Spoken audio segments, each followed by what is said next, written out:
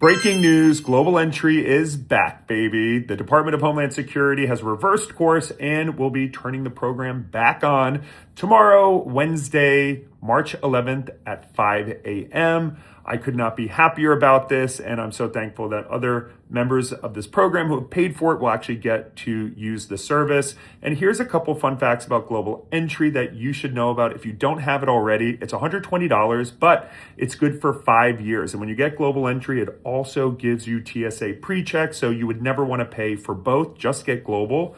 Now, I know a lot of people say it's hard to get global entry appointments, but there is a tool called Appointment Scanner.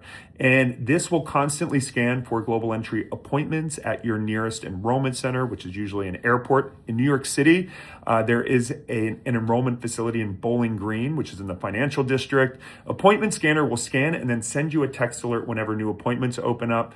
I recommend getting global entry before you go on a trip. Even though when you come back to the US, you can do enrollment on arrival, I think it's a smarter decision to get global before you go on a trip so it's active for when you return.